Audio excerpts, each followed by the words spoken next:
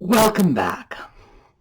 Well, today, among other things, was a physical therapy day. You can always tell because when I come back from physical therapy, I've had my face taped. The Bell's palsy is coming along really, really well, and my physical therapist is pleased with the progress, as am I. Definitely not 100% yet, but no reason to believe we are not going to get there because we're pretty close. So, all right. And let me just throw out this plug for physical therapy because I've heard from a lot of you saying, well, I had Bell's palsy or my mother had Bell's palsy and there was not a complete recovery. Please consider physical therapy. I'm going to stay with this until I am back to 100% because with good physical therapy, no matter how bad the Bell's palsy was, and according to my physical therapist, mine was bad, no matter how bad, good physical therapy will get you back to 100%. In this day and age, there is absolutely no reason to settle for less. So if you, if your mom, if your neighbor, if your sister-in-law, if your brother-in-law ended up with Bell's palsy that didn't quite come together the way it should have, please, it's never too late. Consider seeing a physical therapist. All right. So in addition to a physical therapy day, today was a Christmas shopping day. So I'll tell you all about it when we come back.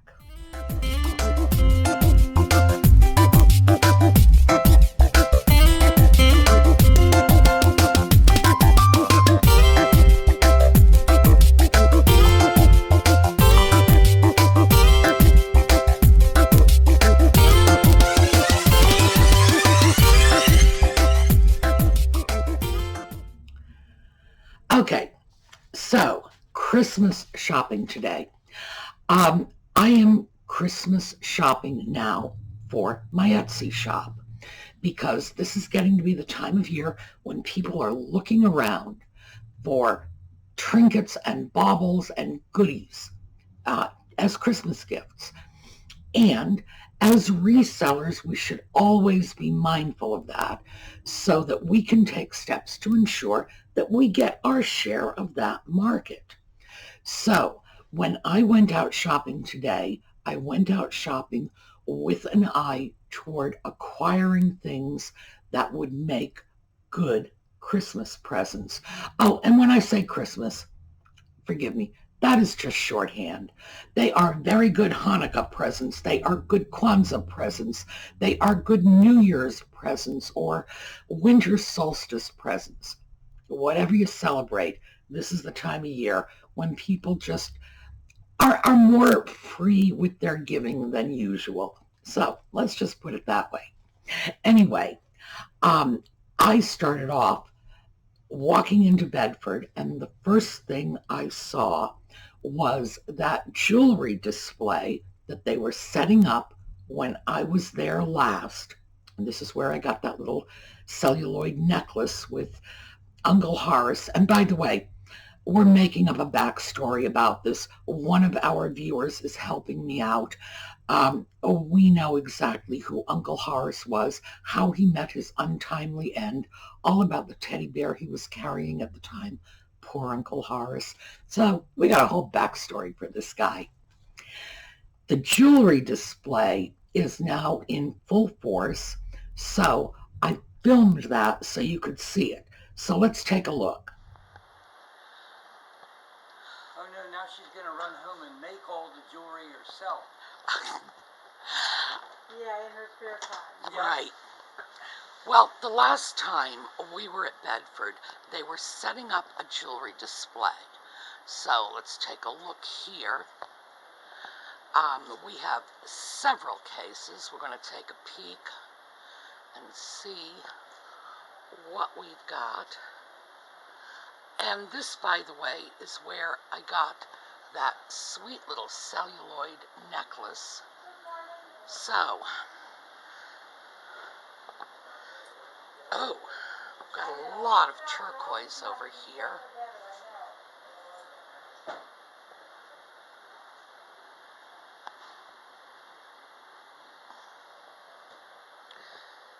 And it looks like we've got some unset stones.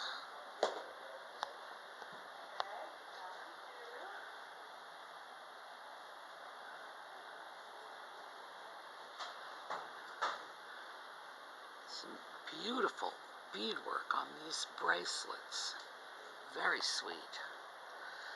All right, oh, bracelets. Let's take a look.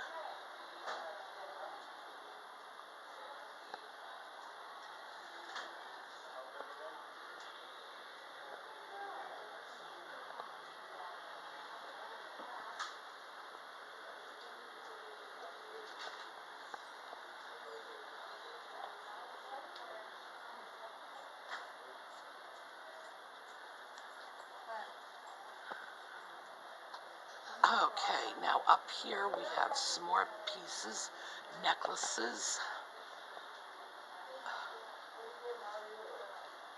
Some of these are very definitely statement pieces. Look at that. Wow. Oh, birds. Look at this one.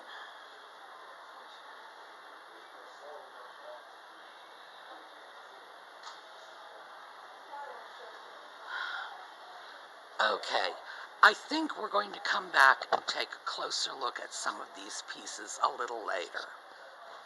Oh wait, there's more, and I didn't realize this was in the back here. Earrings, mostly. Again, a lot of turquoise and other stones. These are pretty.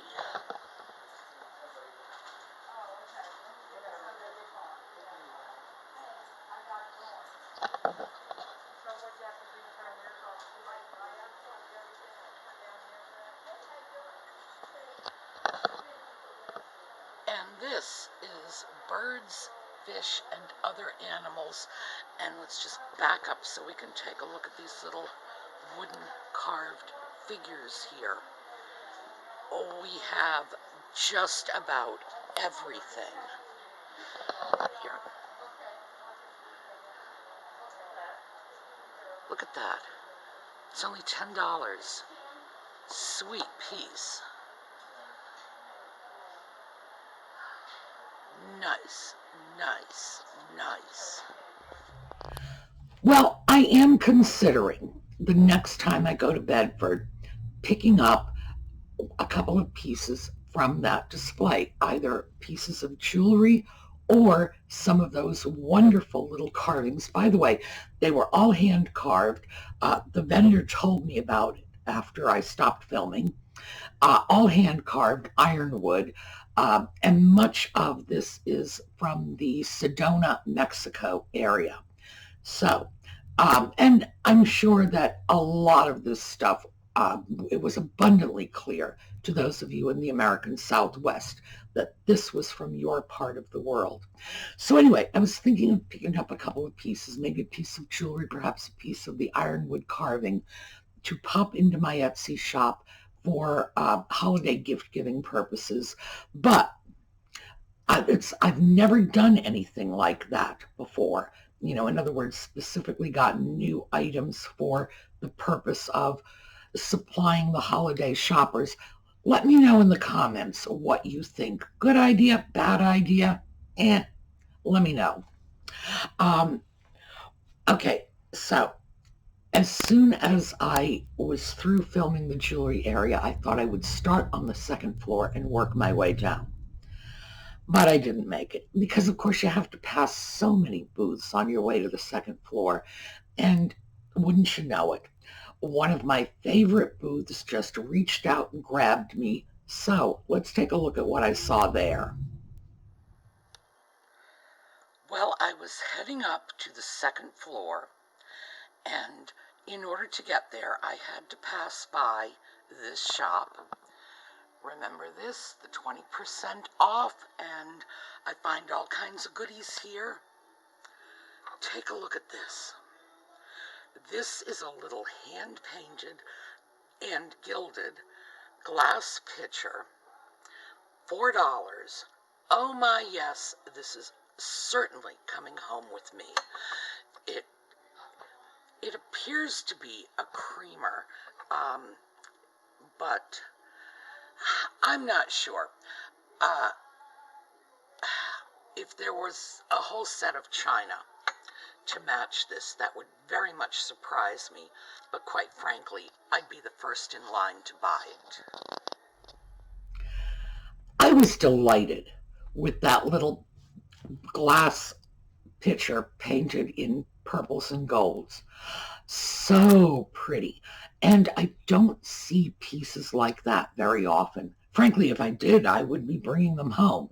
So I thought that was just delightful. The price was good, and I have a feeling that is going to be under somebody's Christmas tree this year.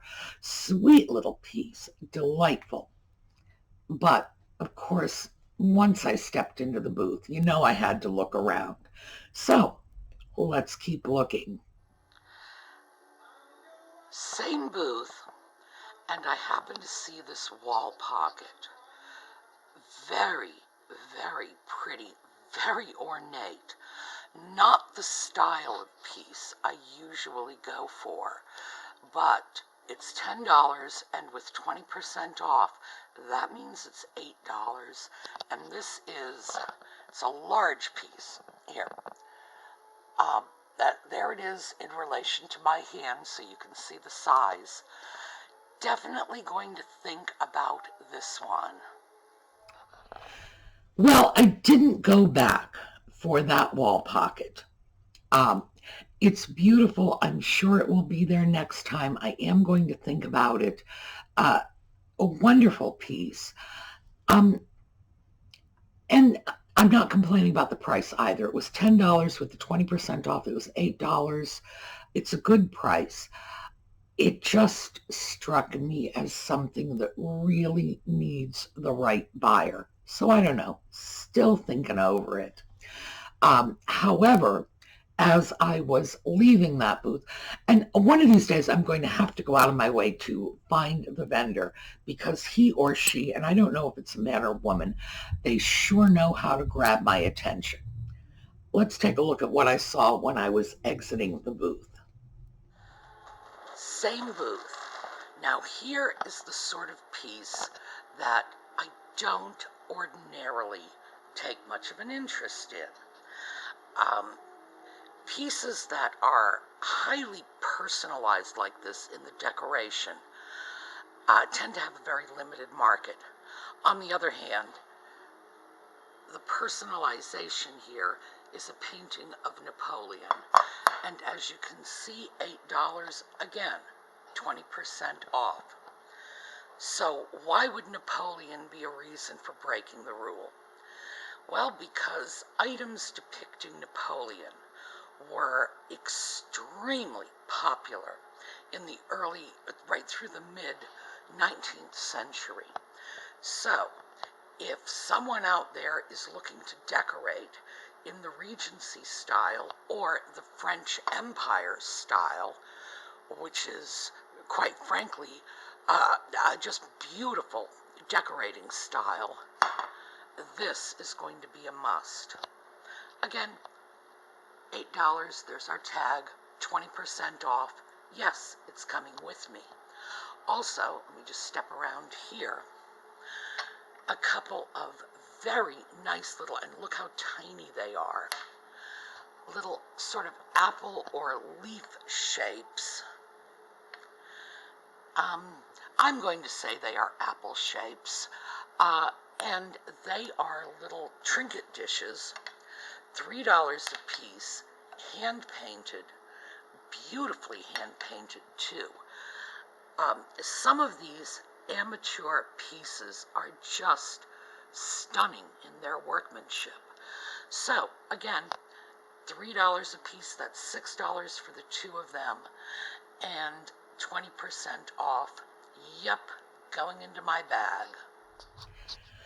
Well, that Napoleonic plate is just wonderful. That came back with me because the whole empire period, it took its name from Napoleon's empire, and it's an entire decorating style that is, one, still affordable, two, not going to be affordable for long because these pieces are just glorious. And I'm starting to see empire pieces creeping up. I can remember a time when they were dirt cheap. You could just get them at used furniture prices. Now empire is catching on. This always happens. At this point, empire furniture is 200 years old. It's legitimate antique furniture. So, sure, it's going to get pricey, but it's a beautiful decorating style, and people who decorate in the empire style love this Napoleon era sorts of items, and that is going to find a home. So I would have to say it wasn't a chancy buy because of that connection with the empire decorating style, and because for some reason Napoleon sells. Who knows? But people love Napoleon.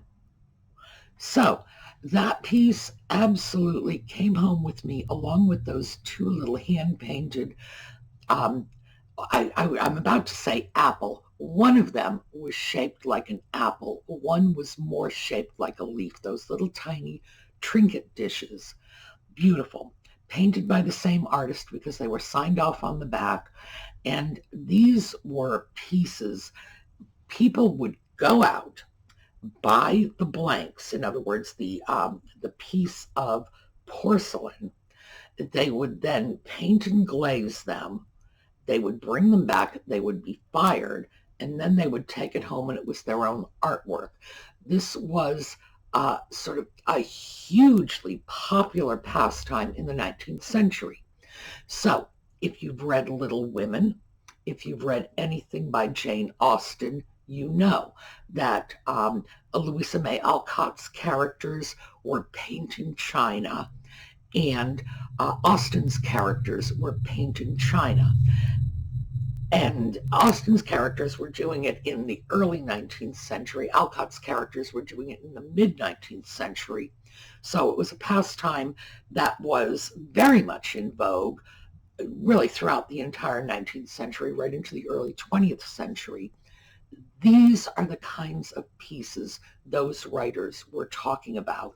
And the two little pieces that I grabbed, very, very nice examples.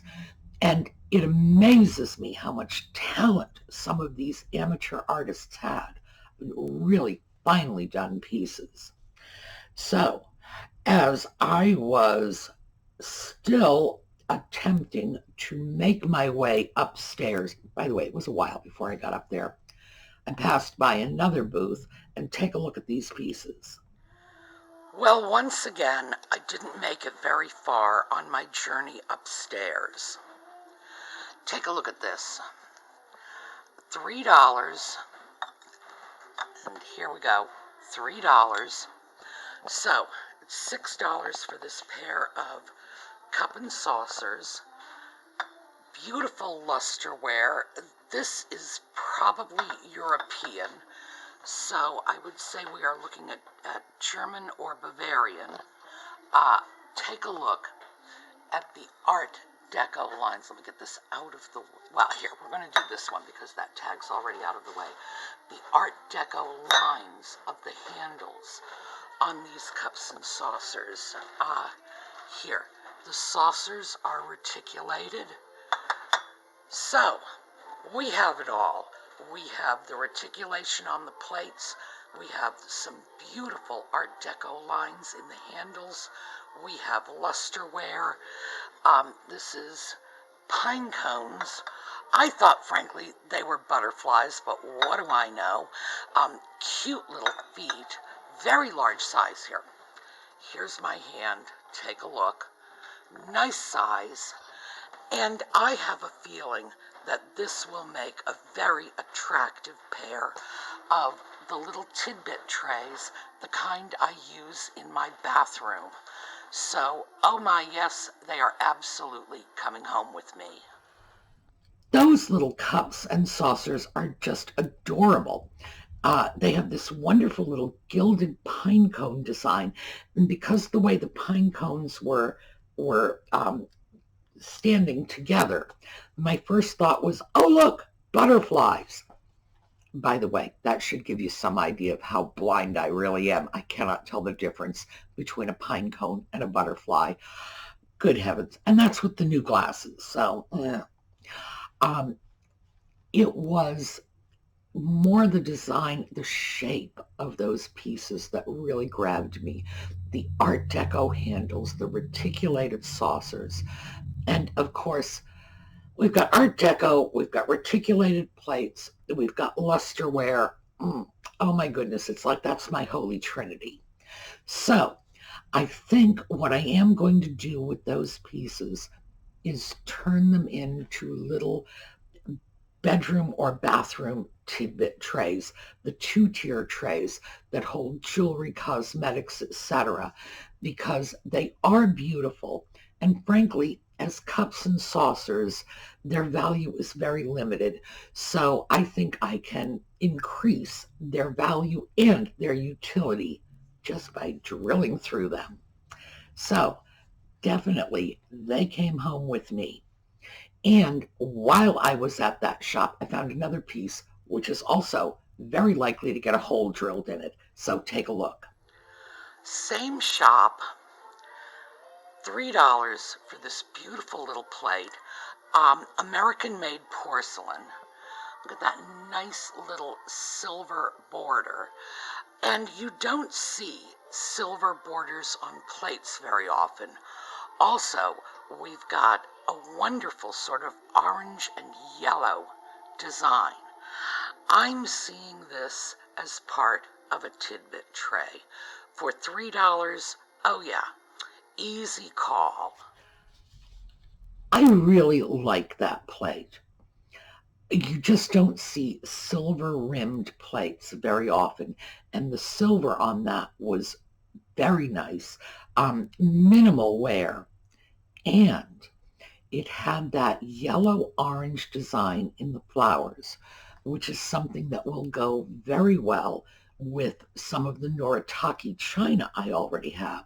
So this is going to be an opportunity for East meets West, so to speak, combining a piece that is American-made porcelain along with a piece of Japanese porcelain to get a really interesting and novel tidbit tray. So I thought, definitely. So after this, I actually did make it up to the second floor, made a beeline right back for a piece I had spotted there a couple of weeks ago, and I wanted to see if it was still there. So take a look. Well, I'm up on the second floor at Bedford, and take a look at what's still here. $28. I've had a chance to think about it, obviously, because I think it was about 2 weeks ago when I first filmed this piece. And yes, I'm going to check it for damage.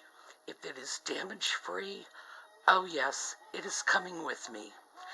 This is probably something that is, well, it would be a little overpriced to go into my Etsy shop. I try to keep my prices a lot lower than this, but this is beautiful. So I have a feeling it's going to turn into a Christmas present for someone. Well, that terrine is a famille rose pattern, 1,000 flowers. It's a pattern that is more common in the modern era, post-World War II era, than it had been previously. I'm not sure why.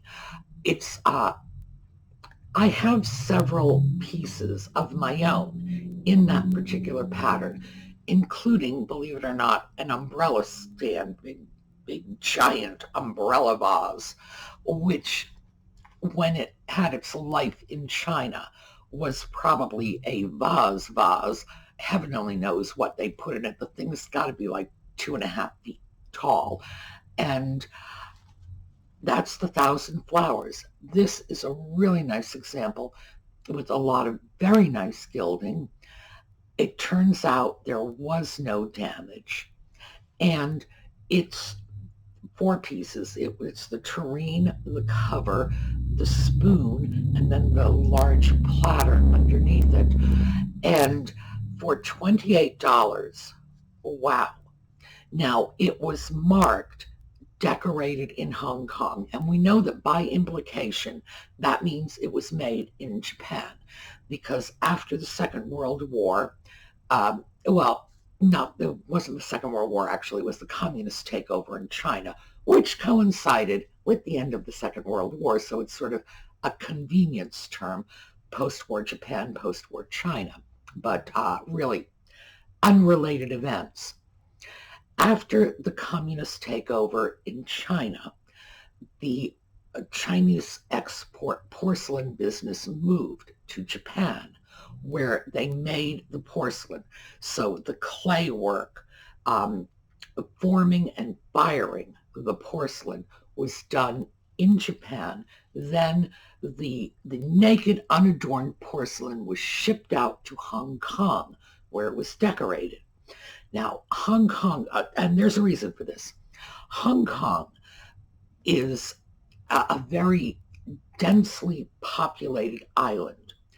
They do not have room, even today, there's no room for things like new factories, which is what would have been needed to accommodate the porcelain industry after the war. Not there. However, Japan, for reasons I'm sure we can all imagine that were very, very unfortunate, Japan, well, urban renewal was sort of a high priority for them. So they were building the factories, they were making the porcelain. Hong Kong, however, had a very large population of Chinese artists and all kinds of artisans and professionals who had left communist China, went to places like Taiwan and Hong Kong. And so there was no lack of artists to decorate the porcelain. And they could do this at their kitchen tables.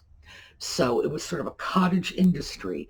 The porcelain blanks were shipped from China to Hong Kong. Hong Kong, they were painted. Then they could be shipped back to Japan or to the United States or to anywhere else in the world and get fired because, frankly, the kills were not space intensive. And then they came over here, and that's where post-war Rose Medallion China, among many other kinds of Chinese export China, came from. So that, in a nutshell, is the story of this Chinese porcelain in the second half of the 20th century. So when we see something that says decorated in Hong Kong, the earlier pieces had said made in Japan, decorated in Hong Kong. But if it goes without saying, if it says decorated in Hong Kong, it was made in Japan. If it says made in Japan, it was decorated in Hong Kong. It was sort of like beans and rice just went together. So that is a nice piece of Famille Rose, Thousand Flowers, from the second half of the 20th century. And it's not one of the later pieces. After about the 1980s, they started carrying marks saying not for food use, for decorative use only, and this doesn't have that. So we can probably place this between around 1950 and 1980.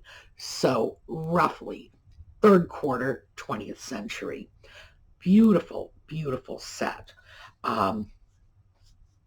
Outstanding price. I look at that and I'm used to picking up things for $3, $4, $10, $28. Boy, that seems high. No, outstanding price for that piece. And I just don't know if it's going to end up in my shop. Um, it's I would have to put a very high price tag on it because I've got $28 invested in that, and packing is going to be more expensive than average because that's going to require a lot of careful packing. So I don't know, thinking about it. One way or another, that's going to end up under somebody's Christmas tree this year. So let's take a look at a couple more things because I'm fast running out of time. One of the booths that I generally do not shop in very much, it's cluttered, and I find a lot of things in there are damaged and other things are overpriced. It's not one of my favorites, let's put it that way, but I did find a couple interesting things there today, so let's take a look. Well, finally, I made it up to the second floor. This is a little, they have it listed as a cup, but it looks a little more like a pitcher to me. Tiny lusterware piece, $1. I think that's going to come home with me. This is a very interesting salt and pepper shaker set. I just brought one of the pieces over here. So here, take a look. There are two of them. $10 for the pair. I have to think about it. It is expensive, and these are very heavy pieces, so it will be expensive to ship too. But usually this sort of blue earthenware pottery really sells well in my Etsy shop. The American country style is extremely popular. So, I don't know. I have to think about it. At $10, just to cover the cost, the listing fees, etc., and break even, I would be looking at having to price it out at $13 to $15. And as I say, that's a break-even price. So in order to throw a couple of dollars of profit on it, I'm probably looking at putting a price on this of $18 to $20 for the set. And then the buyer will have to pay postage too.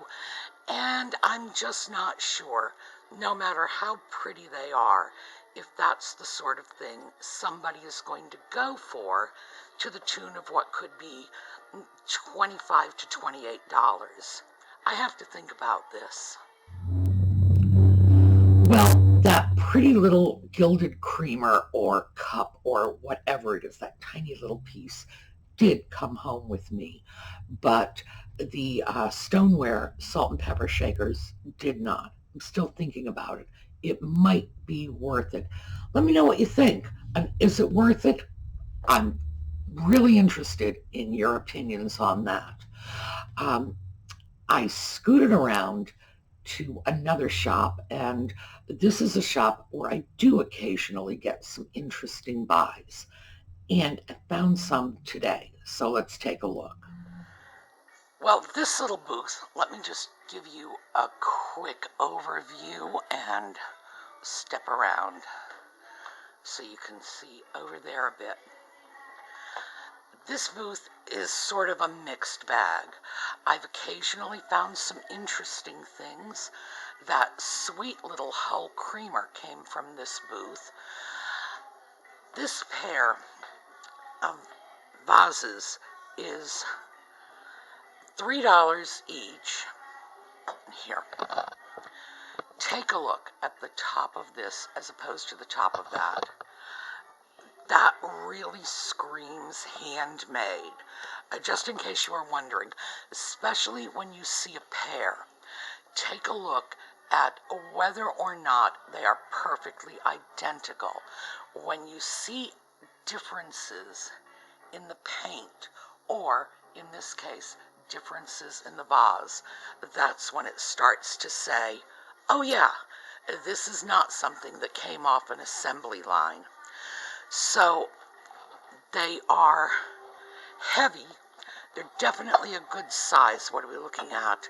6 inches and probably 6 inches across. And this is a question of the right item for the right buyer. Someone who is a fan of this particular style, this was popular from the 1930s right up through the 1950s, and then became popular again in the 80s and 90s. This is probably going to be a good call for that buyer. At $6, can I take a chance? Of course. At $6, I can wait for the right buyer to come along. Well, I was really glad to find that pair of sort of semi-heart-shaped, it had a heart-shaped look to me, blue and white vases, mostly because it gives me an opportunity to let you know what to look for in handmade pieces. That irregularity in the shape of one of the vases really says we were handmade. And I saw this on the filming, although I didn't see it in the shop. If you'll notice the bows, they had little bows down at the bottom of the vase. If you notice the difference in the glazing, one bow had much more blue than the other. That's another tip-off. In assembly line work, you see consistency. That's the whole point of an assembly line, so that the first piece off the line and the 1,001st piece off the line are identical. You don't see that with handmade pieces. With handmade pieces, you see variation. And that was a good example of this, because there was variation in the paint and there was variation in the actual shape of the vases. From an assembly line, a factory, the vase with the slightly misshapen back lip, that would have been tossed. So it's a good thing to look for, and especially if you find sets or pairs. If you want to know if it's hand done, see if there are differences, because that's the giveaway. Okay, I'm sure this video has already run much longer than it should have. So that was just one half of the shopping trip, second half to follow. And as I say, what I'm looking for is ideas for stocking my Etsy shop for Christmas holiday shoppers, or Hanukkah holiday shoppers, or Kwanzaa holiday shoppers, or winter solstice holiday shoppers. All right, have a terrific day, everyone. Again, second part of this video coming up later, and I'll see you all tomorrow.